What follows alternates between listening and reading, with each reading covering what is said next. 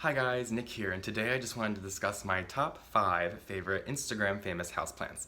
A number of plants have been really prevalent on Instagram lately, but these 5 are just my absolute favorite, so let's just go ahead and get started. So my number 5, if I'm going in order, which I don't want to do, but I'm going to do it anyway for this video. So my number 5 fifth favorite Instagram famous plant is Pylea Pepperonis. How can you not like this plant? This was like the most famous plant of 2017, I would say. Definitely expensive back then. I feel like last year you would find it for like no less than $30, and like nowadays I feel like you can find it for like 10, 15 if you look hard enough. But it's just an awesome plant. People love it because of the circular leaves. It's like a pancake plant, they call it. And sorry, my cat's having a little fun in the background. And the other thing that people love about these plants is that they readily produce offsets that you can propagate. So you just go in the soil. I actually did a video in the past, I'll link it right up above, but about propagating these plants. But here's the one that I propagated in that video. It's grown quite a bit. It's at least tripled in size, if not more. So they're quite fast growers. I only did this about a month or two ago. Cat got to one of the leaves, as you can see.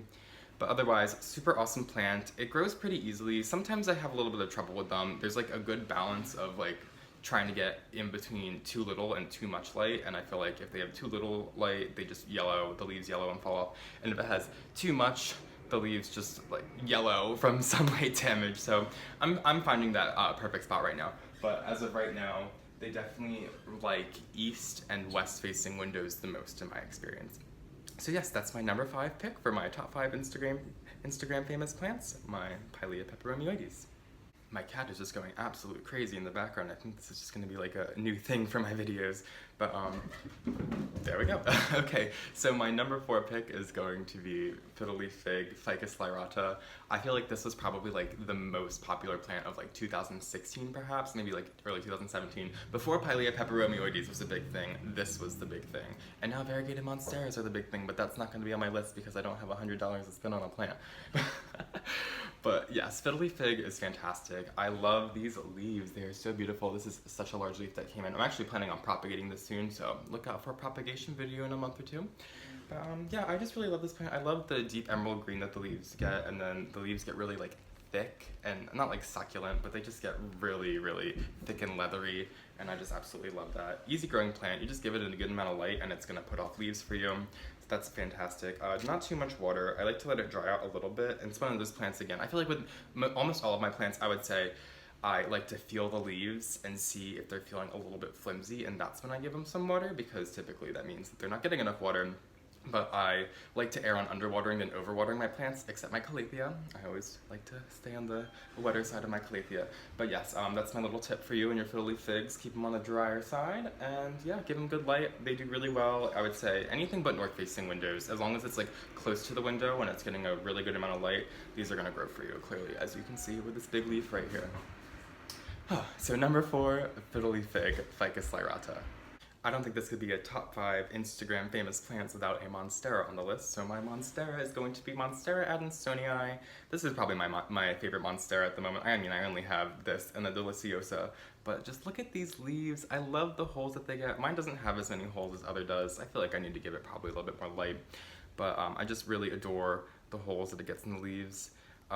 People loved it about Monstera Deliciosa, but for a while I was having a lot of trouble with my Monstera Deliciosa. I think it was just because my last apartment didn't have enough light. I'm doing fine here, and it's growing really, really well. But this was the one that just grew effortless for me wherever I lived, so I just absolutely am obsessed with this. I just recently got another one. If you saw any of my past videos about my Hertz Gardens unboxing or staking my Monstera adansonii, actually I'm gonna grab that one right now. So this plant gets the splits a lot easier than you will see on the Monstera Deliciosa, at least in my experience, just because these, when they're young, will still put off the holes, but Monstera Deliciosa will normally stay solid until it gets a little bit older, or at least growing a little bit more on its vine. And there goes my cat. But yeah, I just really love this plant. I think it's also called like a Swiss cheese vine or like a monkey mask plant. I just call it a Monstera adansonii because you guys know me and the Latin, I prefer it. But yeah, awesome plant. I think I'm probably going to be saying that about all the top 5, that they're awesome plants. That's why they're on my top 5. But this one, I definitely, let's see, I water probably about once a week, probably like once every like 7 to 9 days. I don't want to overwater it because the leaves will yellow if you overwater it, but then also the leaves will yellow if you underwater it. So it's one of those plants that you gotta find a good balance, but that good balance is usually pretty easy to find, fortunately. So yeah, that's my number 3 pick, I think I'm at. Yeah, number 3, Monstera adansonii. Without a doubt, Calathea orbifolia is going to be on this list. My absolute favorite Calathea at the moment. I don't know why, it's like the plainest looking Calathea, but I just absolutely love like the round leaves and like the silver markings on it. It's just so beautiful. I got this one from NSC Tropicals recently. Is it doing well? No, it's not doing well. I think I repotted it a little too soon, but it's not dying. It's doing fine. Actually, I will say that if you guys have Calathea and you're struggling with them and they're just dying and it's just like really not going well, don't throw out the plant. Just like let it die back to the soil and it'll put off new plants. I promise you. Like every single Calathea, Stromanthe, Maranta that I've ever had die back to the soil always puts out new growth. So just hang on to it. It's probably just going dormant. I don't really know. I'm not an expert on this, but the thing I like about it is when the plants come back after they've died back, they normally can handle the environment that you have. Like say that your environment didn't have enough humidity, which is normally the case, and they die back, it will normally come back and be able to withstand that humidity to a point. Obviously, it's not going to handle no humidity, but that's just my little tip for Calatheas. But anyway, Calathea orbifolia, love this one. Did I say I got it from NSC Tropicals? Because I got it from NSC Tropicals. But let's see, Calathea, they like to stay moist, they like to stay really moist, and the biggest deal with Calathea is to use distilled or rainwater. Don't use tap water. That's probably, well, I mean, I haven't used any distilled, or I've only used distilled and rainwater, but they will get like these like brown tips. As you can see, this might be from something else, I'm not really sure.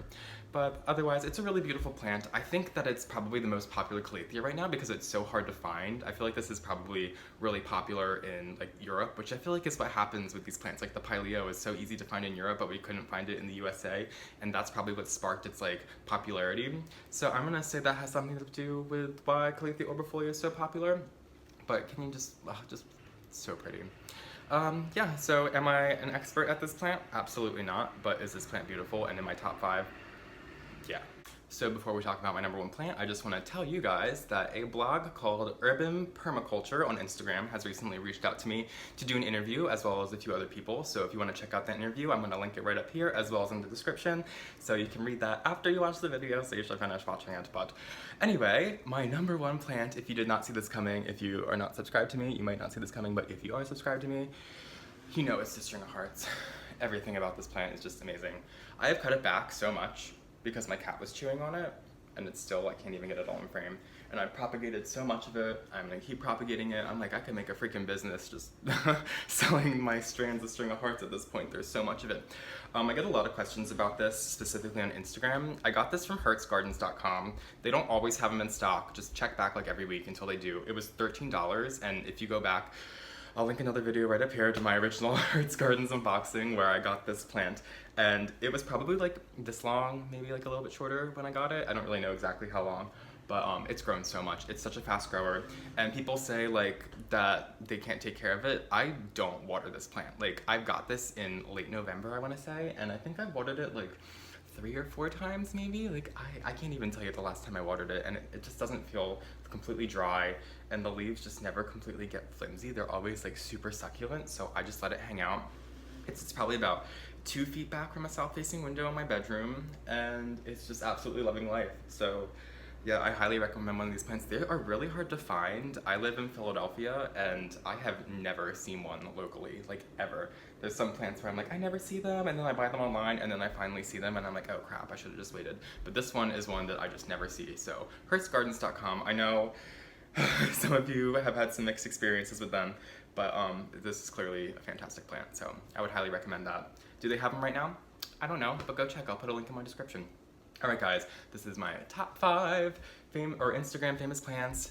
Let's see, what was the order? I think I have them right behind me. It was Pylea Pepperonis, Fiddly Fig, Monstera adansonii, Calathea orbifolia, and then my number 1 is my String of Hearts. So I hope I've inspired you guys to go out there and get some new plants, or maybe just following the train of the Instagram famous plants and getting you guys more on board. So alright guys, thanks so much for watching, and have a wonderful day, and check out my Instagram at Philly Foliage. Bye!